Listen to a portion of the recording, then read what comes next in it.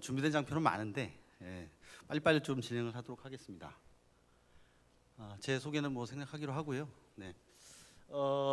제가 처음에 여기 요청을 받았을 때 첫 번째 요청이 뭐냐면 화주한테 어떻게 도움이 될 거냐에 대해서 집중해서 좀 말씀을 해달라고 하셨어요. 근데 제가 약간 고민을 했는데 화물맨이 전통적으로 뭐 저희가 차주 회원들 몇만 명을 확보하고 있는 회사긴 하지만 실제 화주에 대해서 저희가 직접적인 영업이나 이런 걸 하지는 않습니다. 솔직히 말씀드리면 이유는 좀 이따 보면 말씀드릴 텐데, 그래서 그러면은 그럼에도 불구하고 어떻게 이거를 설명을 드려야 될까? 그리고 사실은 저희도 화주한테 직접적인 어떤 그런 서비스를 제공하려고 노력을 하고 있거든요. 그래서 그런 부분에 대해서 정리해서 좀 말씀을 드리려고 합니다. 그래서 일단 화주라고 봤을 때 도대체 화주가 고민을 뭘 할까? 물류에 대해서 간단하죠. 저는 간단하게 봅니다.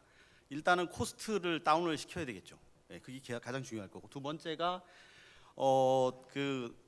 과장님께도 말씀하셨지만 이 리스크를 어떻게 그러면은 해결할 거냐. 그렇기 때문에 사실은 유연해야 되고 또 가시성이나 이런 것들도 중요하고 그렇지 않겠습니까? 사실은 크게 보면 딱 두 개거든요. 그래서 그런 니드를 중점적으로 봤을 때 그러니까 화물 운송 시장이 어떻게 생겼고 거기 안에서 화물맨은 그럼 어떻게 플레이하고 있었는지에 대해서 하나하나 설명을 좀 드리겠습니다. 일단 미들마일에 대해서 관심이 굉장히 커졌는데요. 그게 뭐 30조, 33조, 뭐 요새는 37조까지 나오던데 37조 시장이다 미들마일 일단은. 그래서 굉장히 관심들이 많으세요. 그래서 그랬었는데 그게 이유가 있었던 게 일단 운송시장 규모도 그렇지만 화물 대수도 한 45만 대 정도가 됩니다. 일단은. 그리고 그게 이커머스가 커지면서 사실은 굉장히 늘었어요. 저희 화물망에서 물량을 봐도 굉장히 많이 늘은 걸 볼 수 있고, 뭐 아까 질문하셨는데 저희 지금 경기 하강이라고 얘기하는데 사실은 코로나 때 올라갔던 수요가 떨어지지 않고 있습니다. 사실은. 네. 이거가 왜 안 갈까요? 네. 일단 국내 화물 운송 시장에 대해서 좀 설명을 좀 먼저 드려야 될 것 같은데, 뭐 크게 보면은 맨 이쪽 오른쪽에 있는 화주하고 차주가 연결되면 다 물건이 움직인다라고 생각을 많이 하시잖아요, 사실은. 근데 그렇게 간단하지는 않습니다. 이유가 있는데 일단 화주가 직접적으로 운송에 관련해서 배차를 계획해서 실제로 실행하는 화주 기업이 생각보다 그렇게 많지 않습니다.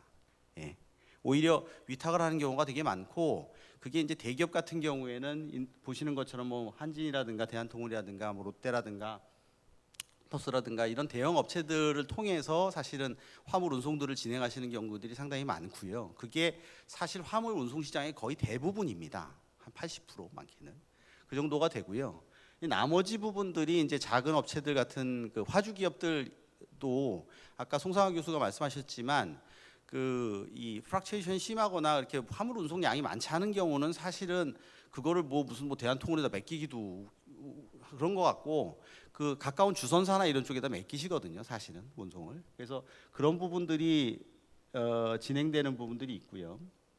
그래서 대부분이 이제 대기업들은 지입 차량이라든가 뭐 이런 자기 차량들을 통해서 운송을 하기 때문에 나머지 이제 운송 부분들을 그러면 어떻게 해결을 할까에 대한 고민이 시작이 되는 거죠. 그래서 그런 부분들이 실은 저희 화물맨이라든가 뭐 24시라든가 원콜 같은 기존의 예전에는 콜센터라고 그랬어요. 사실은 이게 뭐 화물 정보망, 뭐 화물 플랫폼 뭐 이렇게 굉장히 하기 전에는 콜센터였는데 그냥 전화하는 거죠. 전화해서 차 구해주세요. 그러면은 차를 연결을 시켜드리고 하는 그런 역할을 하는 거였습니다. 그래서 실질적으로 저희가 뭐 나중에 얘기했지만 그냥 속된 말로 탕발이라고 하거든요. 탕발이를 하고 계시는 분이 45만 명 중에 그럼 다냐? 그렇지 않습니다.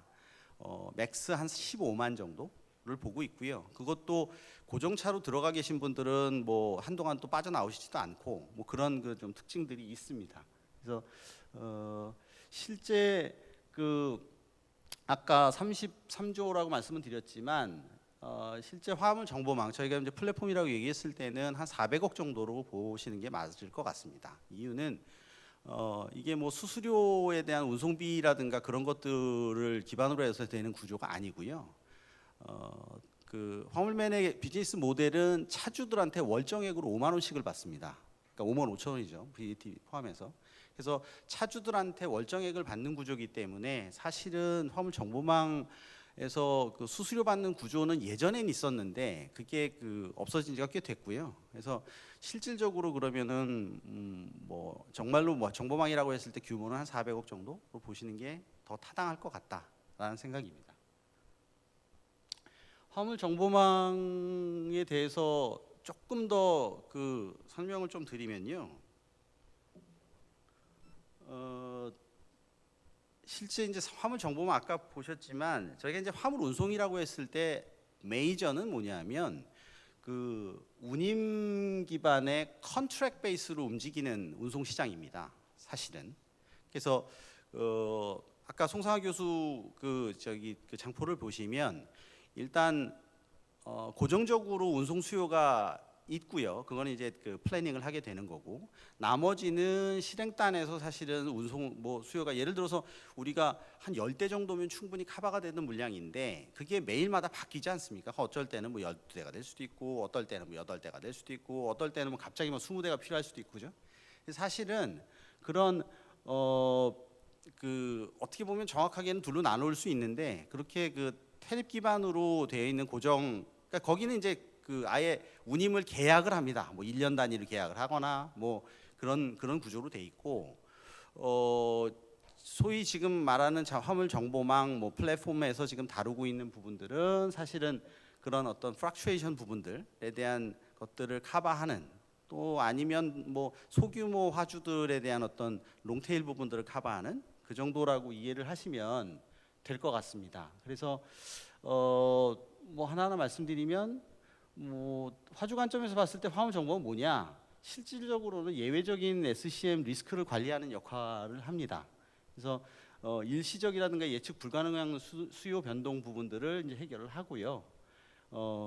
그러다 보니까 이제 특징이 좀 있는데 화물 정보망에 올라오는 것들은 그 요청 자체가 뭐 당상, 뭐 당착, 뭐 내일착, 아니면 지금 뭐 이런 형태로 올라오지, 뭐 무슨 뭐 ETD가 어떻게 돼서 내일 모레인데 뭐 ETA가 뭐 일주일 뒤고요, 이런 거 없습니다. 예, 사실은. 예. 그래서 조금 그 생각하셨던 거하고는 조금 다르실 거라고 생각이 되고요. 그다음에 그러다 보니까 이제 계약 기반이 아니거든요. 화주하고 차주들하고 계약을 통해 가지고 진행되는 게 아니기 때문에 사실은 차주하고 화주 간의 분쟁이 되게 많습니다.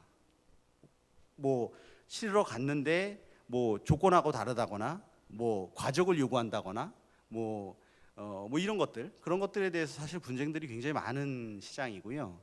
그다음에 그 임금 체불 이슈도 굉장히 많습니다. 그러니까 운송비 체불에 관련된 부분. 왜냐하면 이 컨트랙트 베이스고 계약이 있으면 어떻게든 뭐 소송이라도 하고 이럴 텐데 이게 그냥 운반하고 나서 관습적으로 뭐 적어도 한 달 뒤에는 들어오겠지 뭐 이런 걸로 구조되는 그런 그 사실 그 시장이거든요. 그래서 그런 거에 대한 이슈들도 굉장히 많습니다.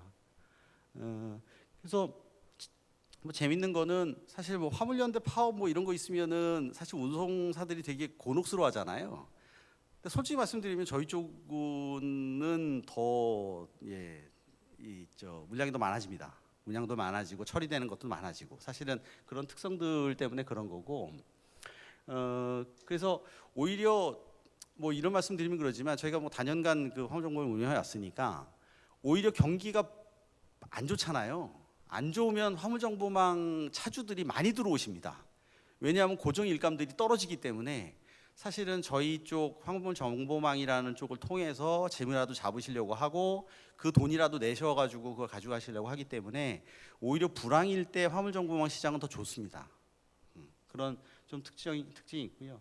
이게 화물정보망이 사실 뭐 이렇게 당연히 개싱이 되시겠지만 뭐 그 보통 이제 운송기사한테 개인적으로 알선이 많이 들어오고요.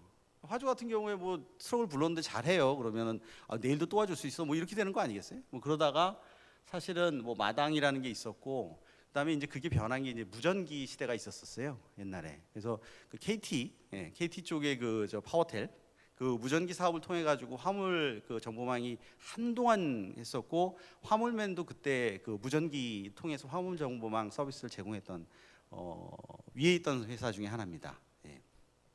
그렇고 그게 이제 스마트폰으로 바뀌면서 지금 뭐 화물 정보 플랫폼 뭐 이렇게 됐는데, 뭐 미래는 어떻게 될지 모르죠. 예. 미래는 또 어떻게 될지 모릅니다. 지금 아마 뒤쪽에서 발표하시는 그 대기업에서 지금 그 시장 이제 진출하시려고 하시는 분들이 그런 부분에 대해서 많이 얘기를 해주실 것 같고, 뭐 저희들도 많이 배워야 될 것 같고 그렇습니다. 근데 이거는 뭐 사실 당연한 얘기인데, 뭐 연계성이나 가시성 왜 그럴까요? 여기가 사실은 SCM 리스크를 해칭하는 그런 시장이거든요. 사실은 정확하게 얘기하면. 그래서 더 그런 부분들의 욕구들이 있을 거다라는 생각이 듭니다. 지금 사실 화물 정보망과 주선사는 공생관계라고 저는 보고 있고요. 왜냐하면 사실 저희가 주선사 쪽에서 화물이 들어오지 않으면 화물 정보망 운영이 안 되겠죠, 당연히. 예, 그런 부분이 있고, 또 반대로 얘기하면 근데 그 영향력이나 이런 것들이 예전에는 주선사가 더 셌다면 지금은 그렇지는 않는 것 같습니다. 오히려 화물 정보망이 없으면 주선사들이 어떻게 이거를 그 자기네들 차주를 구할까에 대해서 고민하는 시대로 지금 많이 바뀐 거는 사실인 것 같고요. 그래서 뭐 점점 지금 화주하고 차주하고 직접 연결되는 그런 뭐 트렌드가 일어나고 있다라고 하는 거는 뭐 맞는 거는 같습니다. 그리고 네, 뭐 그래서 사실 화물 정보망을 통해 가지고 몇몇 그 좀 빠르게 움직이시는 화주분들은 연계를 직접 하시려고 중간에 주선사 안 끼고 저희 화물 정보망에, 그러니까 화물 정보망을 어떻게 생각하시면 되냐면 저희 뒤에 차주들이 쭉 있는 거예요. 그러니까 개인 차주들을 다 일일이 전화하실 수가 없기 때문에, 그러니까 저희를 그냥 차주로 보는 거죠. 그냥 그룹 오브 차주들이라고 보시는 거죠. 그래서 사실 그렇게 직접 연결을 하시려는 노력들이 몇 건 있어서 작년에도 올해도 하고 뭐 철강 쪽하고 그다음에 뭐 유통 쪽을 했었는데, 아까 뭐 송상호 교수님 뭐 말씀하셨지만 제가 보기에는 잘 안 되셨을 것 같습니다. 잘 안 되고 있을 것 같고, 여러 가지 이유가 있지만 그거 뭐 여기서 소개드릴 건 아닌 것 같고요. 그럼에도 불구하고 굉장히 그 유명한 그런 그 동행인 것 같다라는 생각이고요.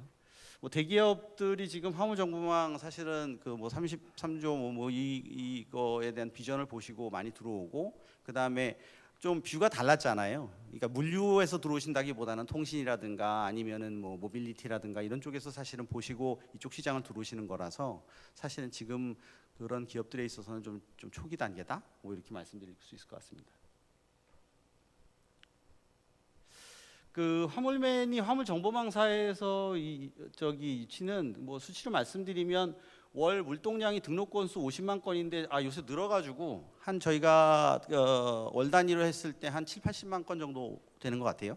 그 정도 되는 것 같고, 그다음에 정회원들이 계속 늘고 있고, 저희가 한 5만 명 정도를 보유하고 있습니다, 차주분들.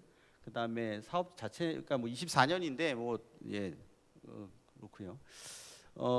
포기호라는 게 되게 중요한데 저희 입장에서는 뭐냐 하면 콜센터에 전화를 했을 때 전화를 못 받는 경우가 왕왕 있거든요. 왜냐하면은 이게 그 집중되는 시간 타임대가 있어요. 그리고 예를 들어서 추석 뭐 전후로 해가지고 뭐 그때 뭐 공휴일 끝나고 나서 다음, 요새는 트럭 모시는 분들도 주말 꼭 쉬십니다.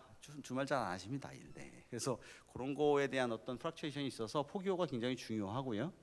업계로 봤을 때는 저희가 5톤 이상, 그러니까 대형 쪽에서는 저희가 1위를 하고 있고, 뭐 저희는 사실 오래된 회사이기도 하지만 좀 팬덤층이 좀 있습니다. 그 대형 쪽 그 차주분들 25돈 뭐 이런 쪽 분들은 뭐 화물맨 하면은 굉장히 친근하게 여기시고, 저희가 예전에 뭐 좀 부도가 나고 그랬을 때 한 5천만 원 정도를 그렇게 차주분들한테 대리로 이렇게 드리고 한 적도 있거든요. 그래서 그런 어떤 기억들도 있으시고, 그래서 굉장히 좀 친근한 기업이다라고 생각들을 해주고 계셔서 뭐 굉장히 고맙게 생각하고 있고요. 뭐 나머지 부분들은 이제 다음에서 다시 설명드리겠습니다.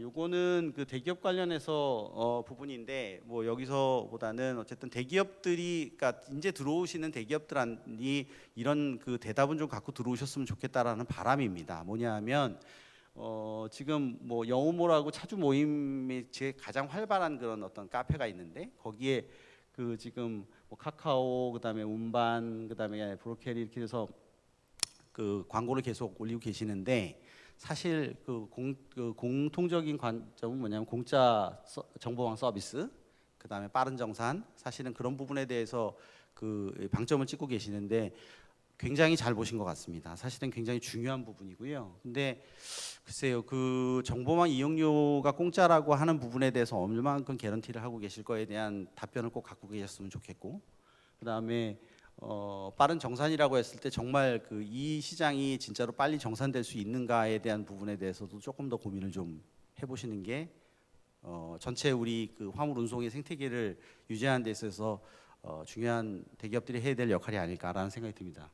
그래서 화물매는 사실은요, 아까 뭐 5만 5천 원인데 저희가 그 3사 중에서 제일 비싸게 받고 있습니다. 다른 데들은 뭐 2만 5천, 2만 7,500원 이렇게 받는데 저희는 5만 원을 받습니다. 당당하게 받는데 다 이유가 있고, 그래서 저희는 뭐 공짜로 할 생각이 없고요.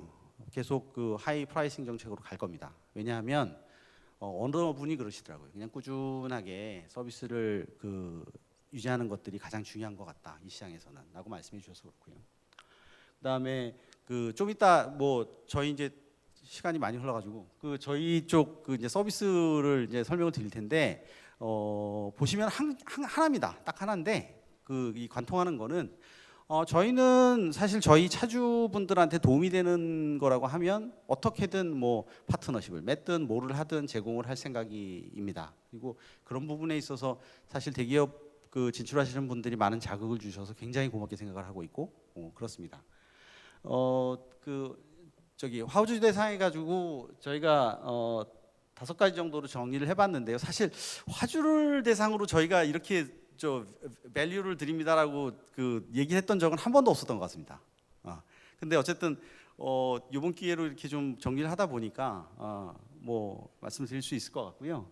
첫째는 이제 그러니까 화주가 셀프로 자기가 운영을 할 수 있다라는 부분입니다. 뭐 그런 부분들에 대해서 뭐 사실은 좀 어렵죠. 어려운데 여러 가지 어려운 문제가 있지만 어쨌든 뭐 저희는 그런 툴이나 이런 부분들 제공하려고 하고 있고, 그 다음에 차주 풀을 확대하는 건 매우 중요합니다. 왜냐하면 차주 저희가 뭐 5만 명이라고 말씀드렸지만 사실은 이 화주 입장에서 차주를 한꺼번에 만날 수 있다라고 하는 게 제일 중요하거든요. 그래서 저희 입장에서는 그러려면 차주들이 우리한테 계속 메인테인 돼야 되니까 뭐 그런 부분에 대한 얘기들이고요.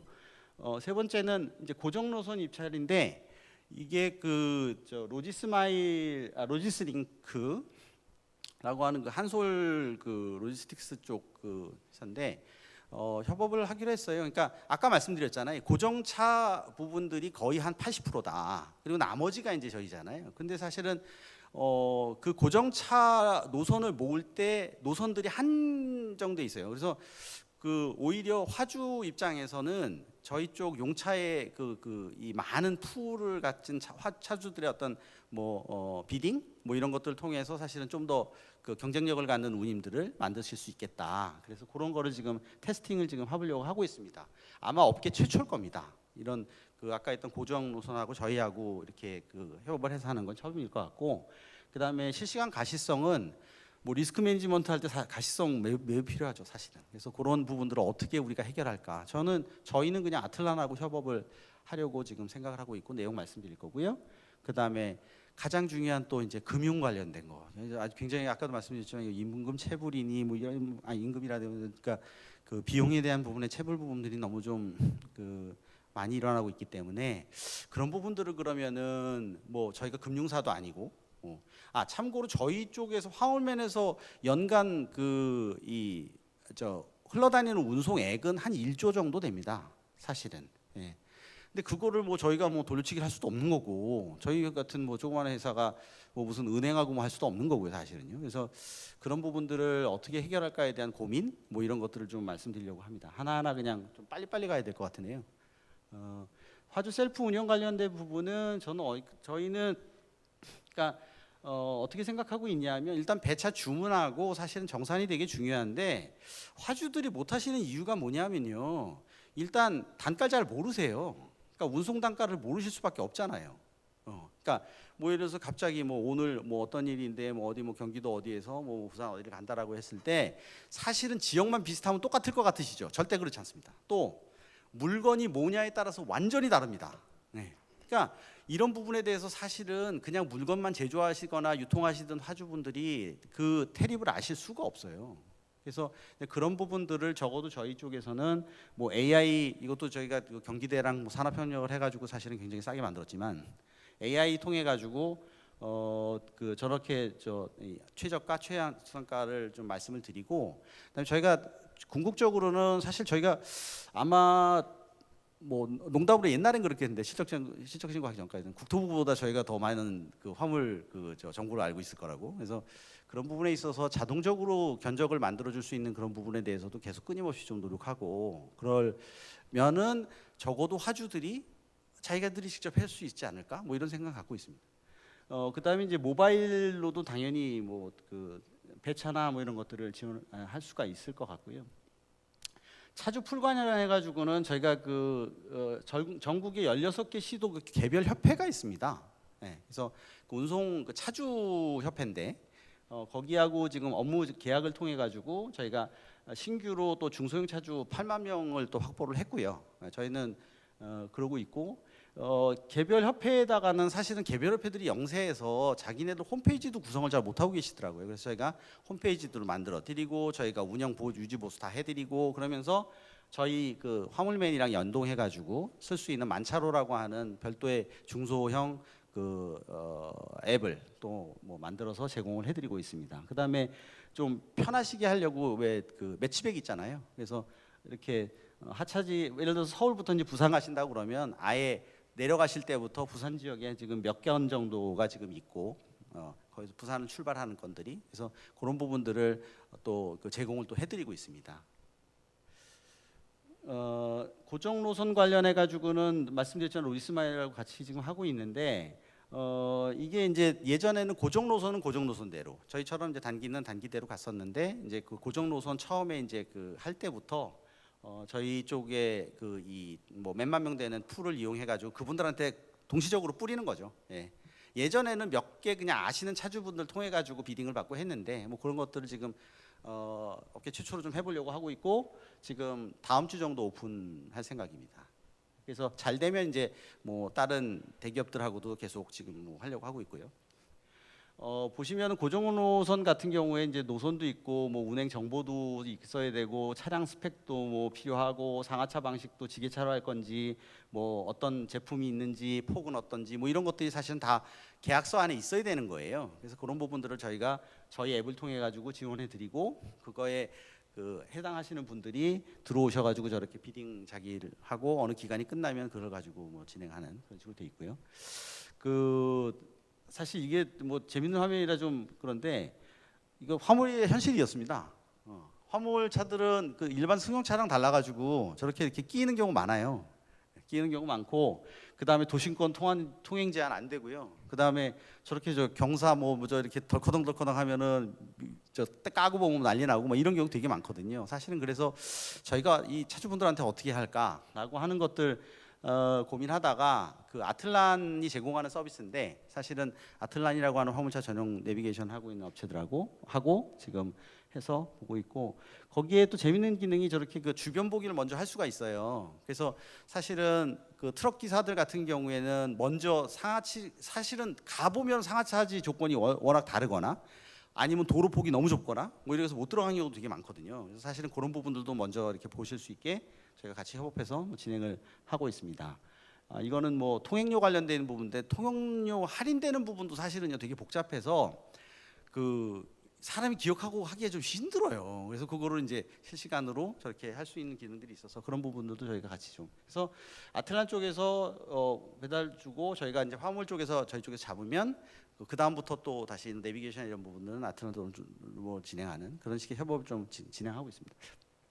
마지막으로 신용 기반에 대한 금융 서비스 부분인데 매우 중요한 부분인데 이거는 저희는 HPS라고 해가지고 지금 진행하고 있고요. 사실 테스트는 거의 다 끝났고, 그러니까 지금 진행되고 있는 이 금융 서비스의 특징이 뭐냐면 거래를 통하면 몇 프로를 뛴다 뭐 이렇게 돼 있잖아요. 뭐 3%, 뭐 2.5%, 뭐 이렇게 해서 뭐 뛴다 뭐 이렇게 돼 있는데 저희는 그런 그 뛰는 게 없습니다.